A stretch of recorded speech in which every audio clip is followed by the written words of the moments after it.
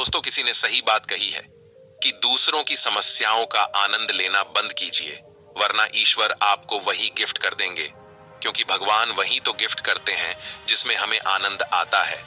आदतों को लेकर के आपने बहुत सारी कहानी सुनी होंगी, जैसे आदत से मजबूर होना पुरानी आदत है, जाते आते जाएगी। बहुत सारी कहावतें हैं, जैसी आदत है वैसा जीवन, लेकिन आदत ऐसे नहीं बनी है। दरअसल हम जिंदगी के नाम पर आदतों को ही जीते हैं। बहुत सारी आदतों को एक जगह इकट्ठी कर ले तो जो बनती है वह है हमारी जिंदगी। नमस्कार दोस्तों, बहुत समय पहले की बात है। एक राजा था जो अपनी प्रजा और अपने परिवार का खूब ख्याल रखता था, लेकिन राजा को अपने आदमियों पर कुछ दिनों से संदेह था और उस राजा के 3 बहुत ही खास मंत्री भी थे जो उसका काम संभालते थे। लेकिन कुछ दिनों से राजा के उन 3 मंत्रियों में से कोई एक मंत्री ऐसा मंत्री था जो राजा के पैसों में गड़बड़ी कर रहा था, और वह मंत्री अपने काम को भी ठीक से नहीं कर रहा था। अब राजा काफी दुविधा में था। राजा को यह समझ नहीं आ रहा था कि उन तीनों मंत्रियों में से कौन सा मंत्री बेईमान है और कौन सा मंत्री ईमानदार है। ये पता लगाने के लिए एक दिन राजा ने उन तीनों मंत्रियों को अपने पास बुलाया और कहा, देखो मंत्री जी, हमारा जन्मदिन आ रहा है, इसलिए आप तीनों को एक घने जंगल में जाना होगा और आप तीनों को एक एक बैग दे दिया जाएगा। उन तीनों को एक एक बैग दे दिया और उनसे कहा कि तुम तीनों को अलग अलग घने जंगल में छोड़ दिया जाएगा। उस जंगल में तुम लोगों को फल के पेड़ को ढूंढना है और अच्छे अच्छे और ताजा फल से इस ठेले को पूरा भर कर लाना है, और तुम तीनों के पास सिर्फ आज शाम तक का ही समय है। राजा के कहे अनुसार वो तीनों मंत्री को जंगल में छोड़ आए। उसके बाद वो तीनों मंत्री जंगल में आ गए। उसके बाद पहला मंत्री बहुत ईमानदार और मेहनती था, तो उसने राजा के लिए बहुत सारे अलग अलग और अच्छे और ताजा फल से अपने ठेले को पूरा भर लिया। लेकिन उसे यह सब करने के लिए बहुत मेहनत करनी पड़ी। उसने अपना काम पूरा कर लिया था। वह बहुत थक चुका था और उसने अपना काम ईमानदारी से भी किया था। अब दूसरा मंत्री जो था वह बहुत ही चालाक था।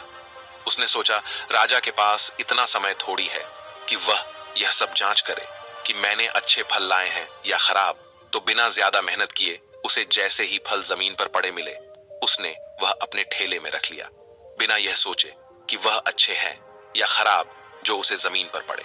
फल मिले थे वह बहुत ज्यादा खराब थे और वह आराम से पेड़ के नीचे बैठ गया। अब तीसरा मंत्री जो था वह बहुत ही ज्यादा बेईमान और आलसी था। उसने सोचा कि राजा सिर्फ ठेले की लंबाई और वजन ही देखेगा, यह नहीं देखेगा कि उस ढेले के अंदर क्या है और कितनी अच्छी और खराब चीजें हैं।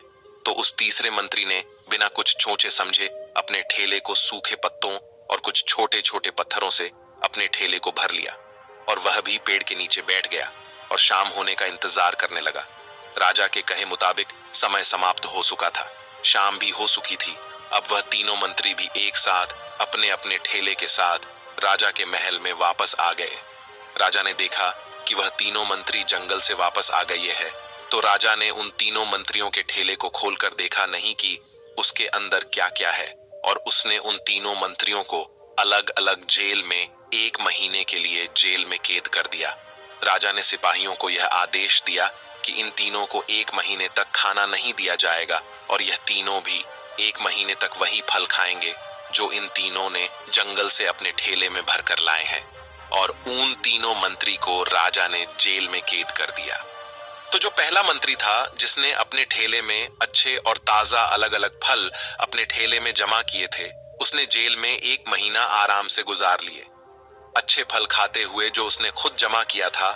उसके बाद जो दूसरा मंत्री था जिसने बेकार और खराब फल अपने ठेले में रखे थे, उसे वही बेकार और खराब फल 1 महीने तक खाने पड़े और वह उस जेल में ज्यादा दिनों तक टिक नहीं पाया और बाद में वह खराब फल खाने की वजह से बीमार पड़ गया और उसकी तबीयत खराब हो गई। अब जो तीसरा मंत्री था जो बहुत ही बेईमान और आलसी था, जिसने अपने ठेले में सिर्फ सूखे पत्ते और कुछ छोटे छोटे पत्थर भरे थे, क्योंकि उसके ठेले में खाने के लिए कुछ सूखे पत्ते और कुछ छोटे छोटे पत्थर ही थे, तो वह 1 महीने के लिए क्या खाता।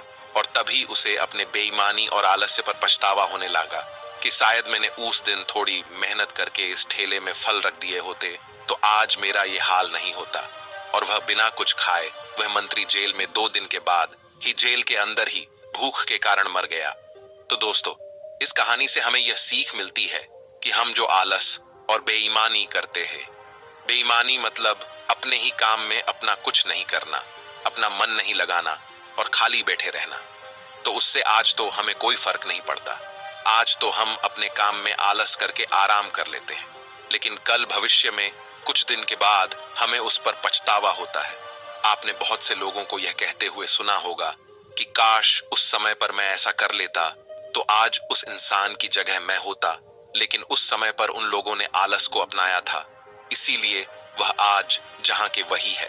और जिसने मेहनत को अपनाया था वह इंसान अपनी मंजिल में आगे बढ़ गया।